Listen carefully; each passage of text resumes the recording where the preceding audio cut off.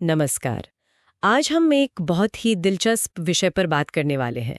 यह है दक्ष प्रजापति द्वारा भगवान शिव की एक प्राचीन स्तुति।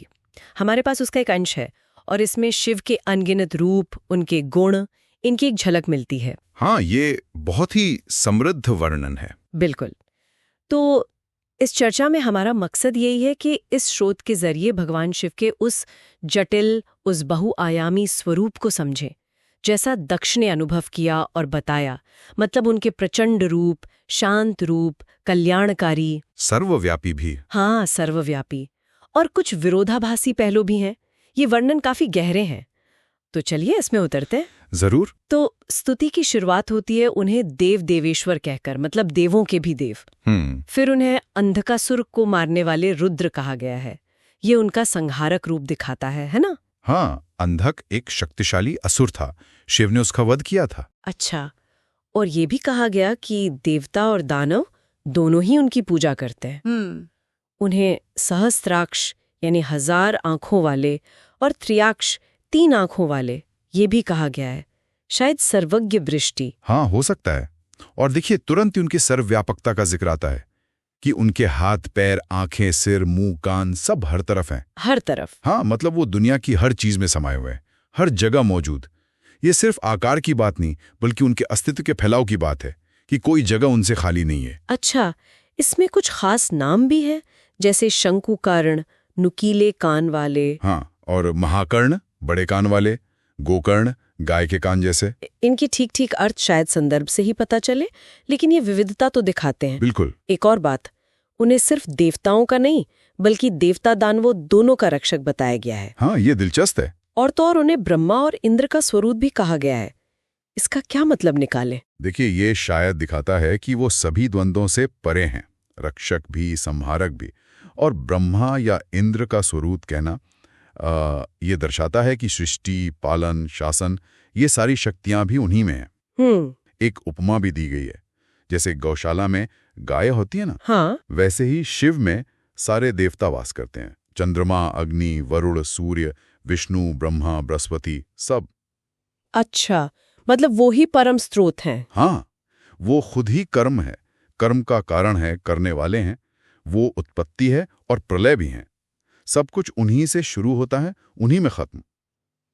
लेकिन स्तुति उनके भयानक रूपों पर भी जोर देती है, जैसे त्रिजट, 3 जटाओं वाले। हाँ। त्रिशूलधारी। हाँ। त्रिपुरनाशक, 3 पुरों का नाश करने वाले। बिल्कुल। चंड, मुंड, प्रचंड, ये नाम उनके उग्र रूप को दिखाते हैं। हाँ, ये तो काफी विनाशक पहलू है। बिल्कुल, लेकिन यही तो विरोधाभास है, यही कमाल है। इसके तुरंत बाद संतुलन भी साधा गया है। कहा है कि वो विरूप होते हुए भी शिव हैं। विरूप होते हुए भी शिव। हाँ, यानी भले ही रूप भयानक लगे पर असल में वो कल्याणकारी हैं, शिव हैं। और घोर और अघोरतर, भयानक और उससे भी भयानक होते हुए भी वो शिव शांत तथा अत्यंत शांत हैं। वाह, ये विरोधाभास तो अद्भुत है। हाँ, ये शिव के स्वरूप का केंद्र है। वो गुणों की सीमाओं में बंधे नहीं हैं। और सबसे अहम बात, उन्हें अप्रतिरूप कहा गया है। अप्रतिरूप मतलब? जिसकी कोई बराबरी नहीं, जिसका कोई दूसरा मॉडल या मिसाल ना हो, अद्वितीय, यूनिक। समझ गई। प्रकृति और साधना से उनका जुड़ाव भी साफ दिखता है, जैसे पत्तों के ढेर पर सोना। ये उनकी तपस्वी छवि है। हाँ, तपस्वी। उन्हें खुद होम और मंत्र का स्वरूप बताया गया है। उनकी ध्वजा सफेद है, शायद पवित्रता का प्रतीक हो सकता है, पवित्रता या शांति।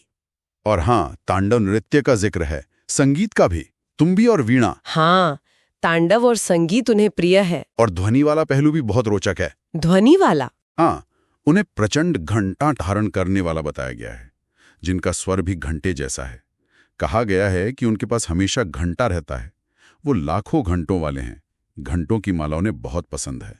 लाखों घंटे, इसका क्या मतलब हो सकता है?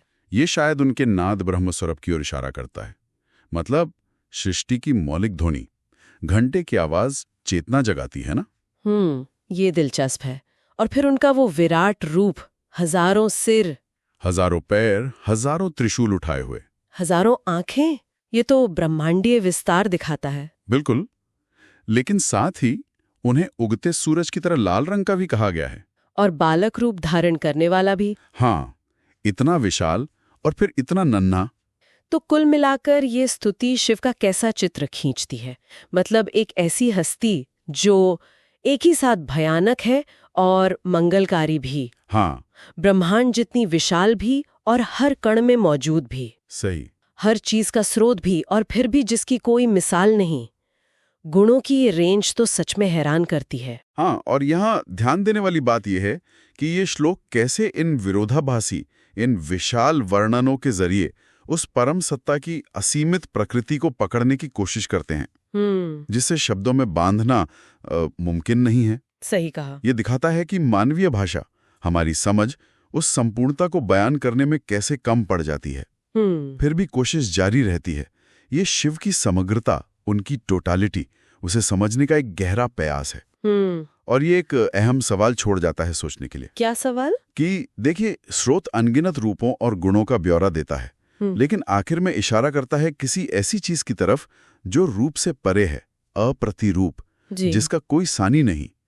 तो किसी हस्ती का इतने अनगिनत तरीकों से वर्णन किया जाना और फिर भी मौलिक रूप से अतुलनीय और अवर्णनीय बने रहना, इसका क्या मतलब है? हाँ, ये सोचने वाली बात है। इस विशाल और विरोधाभासी चित्रण का कौन सा पहलू सबसे ज्यादा सोचने पर मजबूर करता है और क्यों? ये श्रोताओं के लिए एक विचार है।